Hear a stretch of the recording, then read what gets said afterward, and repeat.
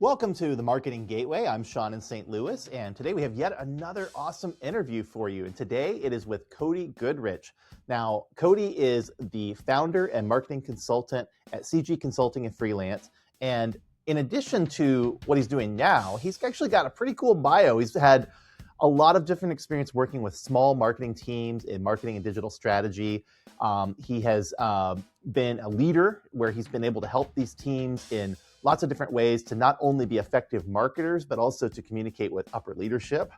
And one of the things that he really focuses on is trying to simplify complexity, build scalable marketing systems, and create work that, as he describes it, is both strategic and human, which I love because those two things really matter a lot when you are trying to do something authentic and real. So you're going to love Cody. He is so much fun, and so many great insights came out of this interview. I can't wait for you to hear them. Here we go. Well, welcome back to the Marketing Gateway. I'm, of course, Sean in St. Louis, and with me today is Cody Goodrich. And Cody, I'm so excited to have you on because I just got to hear you speak a few weeks ago at the AMA, and I know you have some awesome stuff to share, so thanks for being on. Thanks for having me. I'm very excited. Well, I like to begin every episode by asking guests to just tell me something surprising that I didn't know. So anything you'd like to share, go for it. Well, this may or may not be surprising. I guess we'll see how the interview goes, but this is actually the first time I've been interviewed for a podcast. So Wow. I've helped kind of produce some and been on the back end, but haven't been featured yet. Well, congrats, and hopefully this will be a high mark for you so that it will only push you to be even better as you go. That's right. Awesome. Well, we're so glad to have you for your first time being a guest. That's great. Yeah. And you know, in this series, we're focused on St. Louis area, and I know you live and work around here. So tell me how you came to be here in St. Louis. Yeah, I wish it was some really interesting story, but really I've just been born and raised in the St. Louis area. So I've been lucky enough to live here my whole life and just have really grown to continue to love it. And just as I grow, I see the city grow and be a part of all these great communities. Just was lucky enough to be born and raised here. And are you like when you say born and raised here? Like, did you go to college here too? Yep. Or Yeah. So I went to college at the University of Missouri St. Louis, so UMSL, oh, great, for undergrad and my master's. So yep, St. Louis through and through. Fantastic. And then, what is something about the St. Louis area that you wish other people knew? I wish people just realize. I mean, as we are in the community and doing what we do in the business community, we see it, but I wish people just knew how collaborative St. Louis was in terms of marketing and business in general. It's a small community, but that allows you to kind of make a bigger impact with your work.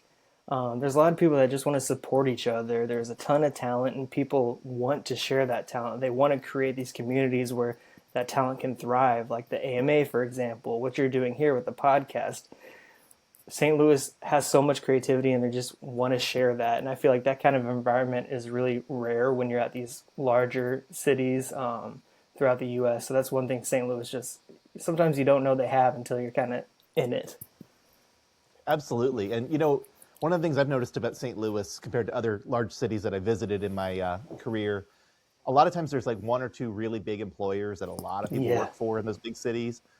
We used to have that here, but we don't really have that as much anymore. We have a lot more mid-sized businesses. And so when you meet people, they're often doing lots of different things. They might be working in ag, they might be working in finance, they might be working in doing creative point of purchase displays for other companies. I mean, they do all kinds of things around here. Absolutely. That's such a good point. You go to something, again, like the American Marketing Association St. Louis chapter, but it's not just marketers that are there. I mean, you, for example, like you get to meet all kinds of other people doing such cool things, and they want to share that with others. And that works for me because I, at heart, love to hear people's stories and learn more about them. So that's why I'm a researcher. Exactly. I love it. Well, great. Well, like I said, I just heard you at the AMA a few weeks ago, and I'll tell you a fun story. So we were at the Shack over in Creve Coeur, which is a breakfast place, and 20 years ago, I used to be a retail store manager. I worked for a company called EB Games, which got acquired by GameStop, so a video game store. And I remember being in that very shopping plaza, going and helping open a store. So it was kind of like, wow, I've come full circle. I'm back at this place, and now I'm in a completely different life. And that's so funny. I love that. and then I got to sit down with marketing colleagues and hear you talk about taking small teams and doing big things with them, which I know is something you're really passionate about. Mm. So walk me through a little bit of your experience in working with small teams and some of the things that you've been able to accomplish in doing it. Yeah, I mean, throughout my whole marketing career, I've worked and been a part of or led lean teams. Sometimes just one or two people, or all the way up to groups of 5 or 6, which in marketing terms, that's a big team, I'd say. So no matter the size of your team, expectations are still high, but resources are limited. In those environments, you learn very quickly what to prioritize and what just really isn't an option. You kind of learn the hard way there. But most recently, I've led very small teams through rebrands, multi-channel campaigns, pipeline initiatives where we help the sales team to where we influence sometimes hundreds of millions of dollars. So again, you have that lean team, but you just really understand what to prioritize. So it's not really about outspending your competitors or doing something completely different. It's just consistently prioritizing and being so focused on what the outcome should be.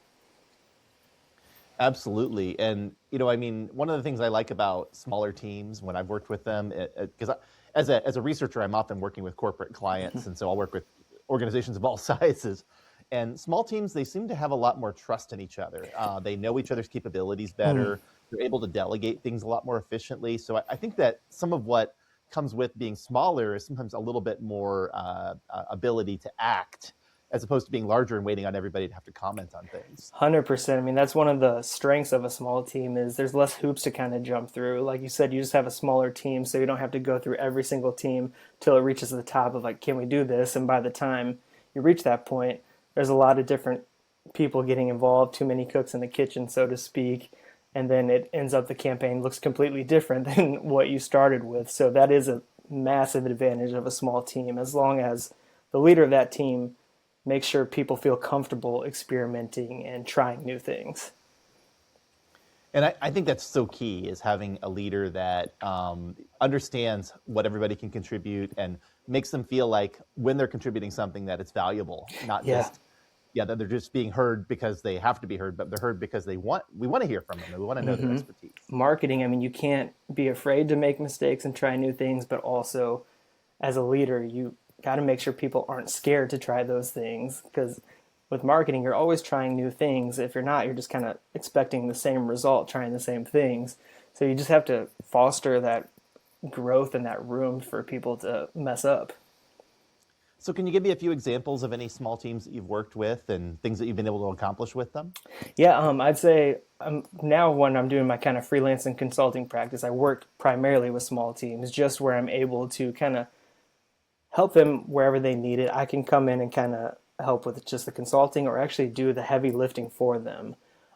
So currently I'm working with a conference that they haven't really had a direct marketing person. They've had a lot of volunteers and things like that. So I was able to come in from an outside perspective to kind of get their branding in order and really just guide them on where they should be going to reach the ultimate goal, which is registrations. And then from the corporate side, I was leading a pretty small team, but of 5 or 6 creatives in different aspects, to where we created a marketing growth machine that was, I heard from other people in the company, that's the best marketing team they've had. And it's a company that's been around for over 100 years. So it's just really nice to hear things like that, to where someone comes in and with a small team, but we're having big results and we have that trust of the company, which is just as important as creating content. The people that you work with and the people at the top need to be able to trust you. So that's one of the biggest things there is, of course, we want to have a lot of sales, but it's that garnering that trust. That is something that's not always talked about. That is a massive outcome. For sure. And, we often have conversations in the industry about how marketing needs to have a seat at the table with the C-suite, or marketing needs to have a direct advocate, that's speaking for them. But that only happens if there's trust, right? And it only happens if you can produce real results that absolutely people believe in, right? Yeah, absolutely. Well, one of the things that you talked about in your talk was this content multiplier method. And I know that's one of the ways that you can build that kind of trust and alignment. So walk me through what that method's all about. Yeah, this method, I mean, it's something that teams may be doing and they're not even aware of it or have a name for it, but really it's all about leverage. It's so most small teams should create good content or they already are creating good content, whether it's a video, an interview, a one-pager, or a podcast. But a lot of times they treat it as a one-time event. And this content multiplier method flips that on its head to where it basically says if you're going to spend this time and effort and resources creating something, it should work in multiple places and formats. Instead of asking what should we create next, it's more about how can this one idea show up in more places for more people without starting from scratch each time. It's basically a shift from creating more to creating more intentionally. So you start with a flagship piece, and that kind of spreads out into multiple different pieces to where you're not having to create something from scratch each time. You have sort of that piece that is the North Star that you're creating subsequent pieces from. So, with an idea like this, it's always helpful to have an example. So let's talk about trying to get more people to listen to your podcast as an example, right? So what we're trying to do here. So tell me a little bit about how that method could help someone like myself get beyond just creating this single episode that we're doing right now and maybe turn it into something that could build some impact using this method that you have. Yeah, I'd say a podcast is a fantastic example because it's something that already contains so much value. You've done a lot of the heavy lifting of just getting the person here and interviewing them. And you're already have it recorded, audio and video. So that's kind of the two pieces that you need right there. So then from there, instead of just publishing the episode and moving on, you can treat it as, again, like that flagship piece. So the podcast is the flagship piece.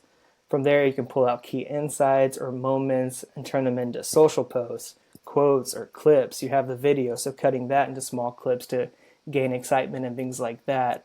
Everyone loves the kind of 10, 15, 30-second reels. You're able to slice and dice that video to make those types of clips as well. And then beyond that, apart from the digital side, you're able to turn that into an email, a blog recap, or even a sales conversation. So really the goal isn't to be everywhere. It's to make sure this core idea gets multiple chances to reach the right audience. As we know, some people prefer to see a video. Some people prefer to read on a blog or things like that. So this is just the same type of content from the beginning, but it's just in different bite-sized pieces that really reach the audience where they are. And you're describing my life perfectly because there are times where I want to watch a video version, but a lot of times I just want to read it, right? Exactly. A transcript or a summary is much more helpful to me than watching a 30-minute video. Mm-hmm. So the content multiplier method, part of it would be like figuring out, I have this recording, how can I make it reach more people? So how do you target that? Like, how do you turn that into something where people, you're not just putting it all out there for the whole world, but you're making sure that it's getting seen by the right people? It's really just kind of about those bite-sized pieces to where we're extending that life cycle of that piece to where we're not just giving everything all at once. Like, here's this large episode we did, here it is for free, basically, so leading up to it, if we're doing those bite-sized kind of pieces to sort of gain excitement, it's like, here's a clip from this podcast that we did, and this quote was really good. It kind of gains that excitement. One, it's an awareness piece of, okay, we know Sean is doing this next podcast episode, but it's like, oh wow, what they said there really appeals to me. So it just gives you the opportunity to have the audience really identify with the piece, whereas they may not know that ahead of time, and then they click in for a 30-minute episode. But prior to that, they say like, oh, I know that clip. I know this episode kind of appeals to me. And you're kind of reminding me of, when I was growing up, there were lots of movies that would come out where they wanted you to go see the movie, but they would have the toys, they would have the novelizations, the comic books, all kinds of other things, movie trailers, everything to get you excited so that you would finally go and see that content, right? That's a fantastic example. Yeah, I see a lot of application there. Well, what if you're doing something like, I don't know, like a webinar? What could you do with that? Webinar, I'd say it's kind of the same workflow almost as a podcast because it's a conversation that is being recorded through audio and video. So it's really taking those bite-sized pieces too and just spreading them out in multiple ways. Kind of like your example of back in the day when we were trying to gain excitement for a movie. Think of it as a trailer for your webinar, your podcast. You're trying to gain that excitement with a 30-second trailer, so to speak, for your webinar. And then you're able to pull out some bite-sized quotes that were done in the webinar or spoken by a panel, things like that. Again, just taking those little pieces that you might not think about when you're kind of trying to see the big picture of like, okay, we did this webinar it's done. We got through it because it's a lot of work. But then since you spend that much time on that webinar, let's make that content lifecycle expand as much as we can and do those bite-sized pieces. And you're making such a good point. You spent so much time for this one thing. Why not make it do other things for you? Why not, instead of just having it be a plant, make it a tree that bears fruit, right? Exactly. Yeah, you're spending all that time. And as we know with lean teams, time is such a precious resource we don't have. We have a lot of things that we want to accomplish or that the leadership wants to accomplish. So let's just make sure we're helping ourselves by expanding that content lifecycle. Well, let me flip it around to the other side. So sometimes you get that person that is really good at writing. I'm one of those kinds of people. I love to write, but they're not so good at being on camera. So how do you turn like a white paper into something that can have all these other different permutations? Yeah, and I mean, 9 times out of 10, if they're a fantastic writer, it is hard to find somebody that's good on camera too. So it's almost like hiring that talent. Where an example I've had before is we had a writer on staff who would interview folks for a white paper, like getting the subject matter expert to weigh in there. So we would try and kind of have that person as who's on camera. And a lot of times it seems to make them feel a little bit better knowing that that white paper is more so the script that they have. People get nervous in front of cameras because like, oh, what do I say, or am I going to sound silly? But this is all stuff they've already said. It's stuff they know deeply. So we turn that white paper sort of into a kind of script and make sure they're comfortable that way.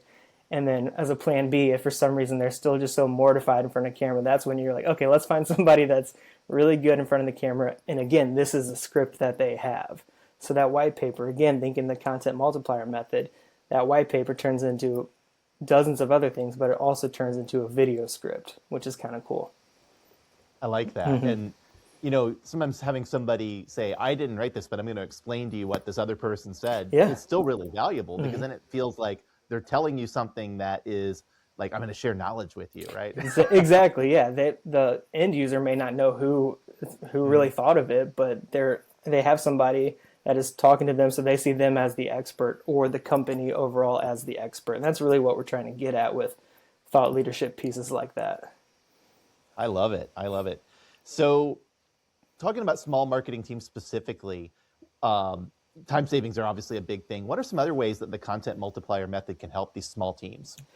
So really the biggest mistake that teams are trying to make is to do everything all at once. We have all these goals, again, that we have on the marketing team or from leadership, so we try to do too much at once. One quote I always live by, and I would always tell my team, is we can do anything, but we can't do everything. And that alone just is kind of how I've thought of marketing, because yeah, we have the talent to do that, but we can't do it all and do it all effectively. So this method is really manageable when you kind of start small. You don't need 10 outputs. You need 2 or 3. Pick up one piece of content you already have, and think about what are other places this can show up as. So rather than trying to invent the wheel, a lot of companies already have those assets. So it's just kind of switching your mind frame about what those assets are and how they can be extended into multiple ways, whether it's a video or just an image. Like, it just kind of is a way to look back in the archive, so to speak, and realize you don't have to create everything from scratch. And once a team kind of sees that working, the confidence build and it stops feeling overwhelming. I've learned that kind of the key is to treat it like a system that you grow into, not a checklist that you have to complete. We all have our to-do list. Me, every day I'm writing down my to-do list, but you think of it as the overall goal, and then everything you're doing just feeds into that system that inevitably is going to help you out to be a more effective marketer. It's a strange analogy maybe, but it occurs to me, like, when I think about like really good like TV shows or books or things like that, they often have a small number of characters, and they try to do a wide range of things, right? Because you get a lot more economy out of having to explain who a few people are instead of having a giant cast of all the Avengers or something like that. And I remember one of my favorite fantasy series when I was a kid. There were probably maybe a dozen characters in it over multiple books, but every time the author needed a character, he would bring one of the existing characters in and just expand them out and use them in a new way. And that economy can really create deep hooks because it allows you to do a lot more with a lot less, right? Absolutely. So it sounds like you're the same kind of thought processes in place. try to find ways to use everything you have as much as possible. Exactly. We're not trying to treat this like a Game of Thrones where you have 100 different characters. You have, like you said, that Avengers or the Justice League of people where you know that they can do great work. It's just helping them reframe their talents and how they go about creating that content based on the talents they already have. Of course, as you grow, like there's going to be new people introduced, and you don't want everybody to be kind of a marketing Swiss Army knife to where they have to do everything, because that doesn't last long for teams. People are going to get burnt out. So really, this is a kind of method that helps avoid that burnout as well. I love it. So what are some other ways this method could be overwhelming to some teams, and what are some ways that they could overcome that? Yeah, I think it kind of goes back to trying to do too much all at once. It can sound overwhelming. Just one piece of content is pretty overwhelming. And thinking through this whole method of like, wow, okay, now I have to create so many pieces of content from that. But I think once you're in practice with it and kind of you see how it works, it becomes a lot less overwhelming. And just start small. I mean, everybody in marketing and business in general is a fan of trying new things. And then each time you try something, you learn from it. So it doesn't have to be where you're starting with this big video series and trying to get pieces from that. Start with a social post or just a blog post and see how that inevitably creates more pieces of content. So my advice would be just kind of start small and be nice to yourself. Like we're in this business because we're trying things. If it doesn't work, it's not a failure. You just learn from that. So just get out there and try. And I think you'll see that this method works for many kind of more lean teams. You know, one of the things we talked about at your talk a few weeks ago was metrics, like how do you measure this stuff? And I think, you know, we kind of talked a little bit about, you know, there's good bad metrics and bad metrics, right? Yes. So what are some ways that you can measure your success and to know if you're really being successful? So I think success in business and marketing for sure kind of presents itself in multiple ways. You have the exact success to where you know leadership has this goal that you want to accomplish. That's great, but then you also have these other pieces of success that you want to accomplish along the way. Success could look like the amount of pieces of content you've created, the actual metrics that sometimes are kind of those vanity metrics of this is how many impressions we got and things like that, which take them or leave them, but they are good because they show you in real time if the audience you gave the content to is really identifying with it. Is it popular? Do they like the way it looks? And then success all the way down to, is it more sales? Is it more conference registrations? Those are the more kind of in-your-face pieces of success. But along the way, there's also the other pieces to where, is your team happy? Are they thriving? Do they feel less burnt out? So success can present itself in multiple ways.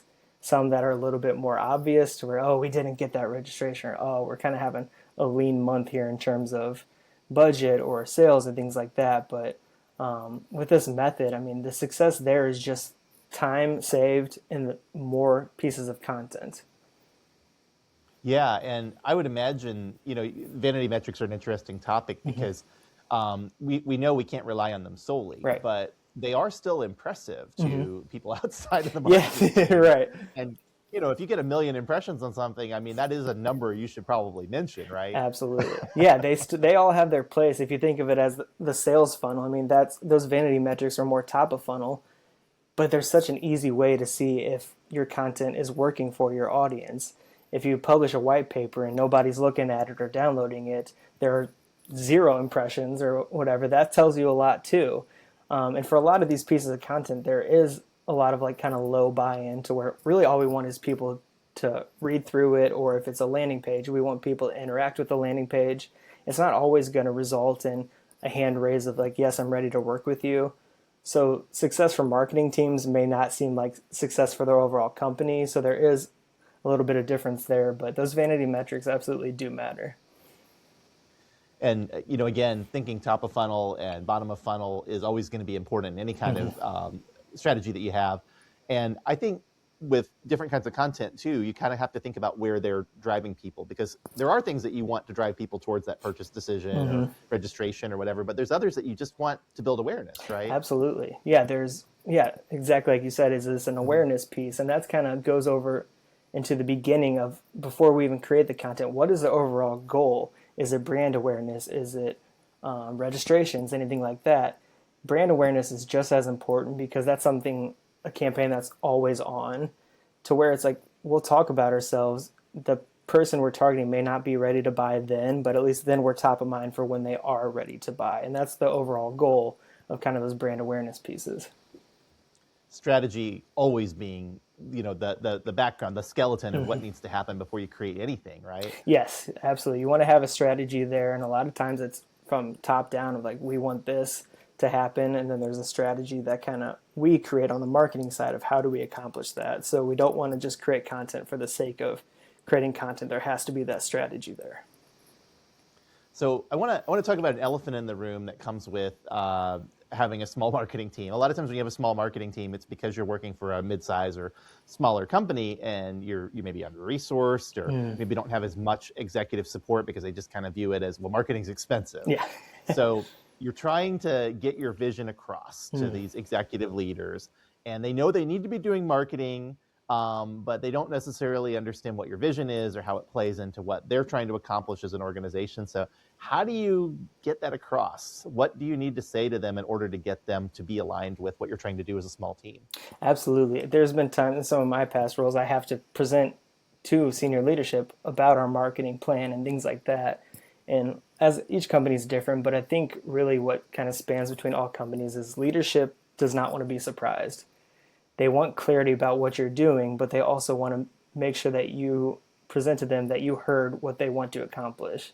Again, everything's kind of from the top down. Like we have stuff that we want to do on the marketing side, but in the end, the leadership is who kind of writes the paychecks and makes sure we have a job. So we want to make sure their goal is being kind of followed through on. So again, leading with clarity about what we're doing, about what we've tried and might not have worked. No surprises.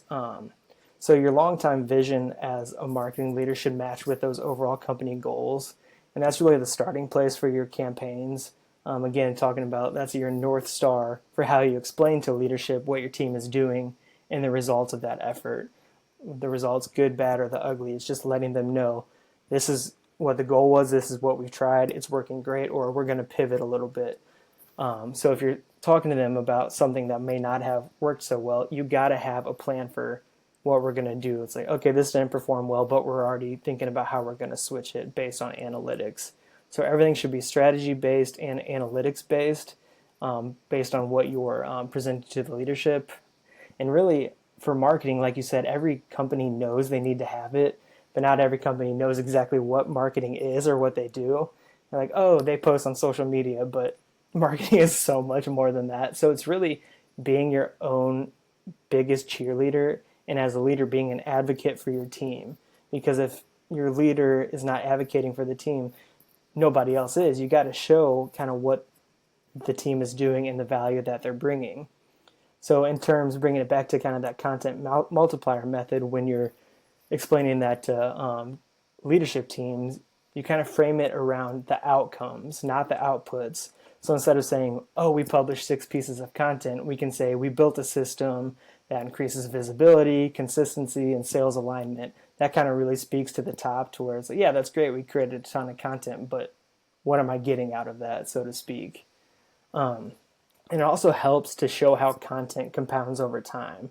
That one flagship piece supporting multiple initiatives is easier for leadership to trust rather than a constant stream of disconnected efforts to where it just seems like, oh, we're throwing something out the wall to see what sticks. It really shows that there's a method behind the madness, so to speak. I love that. You said several insightful things there. Leadership doesn't like to be surprised. You need to put it in language that helps them to understand their success. You need to show them how that it has a compounding effect, and all of those things. I mean, we could do an entire podcast on each of those topics. Right. Yeah, absolutely. They're so important. Yeah. But and yet, they really help, I think, with giving marketing credibility and not just being, as you said, oh, they're just off there posting stuff on Instagram or TikTok.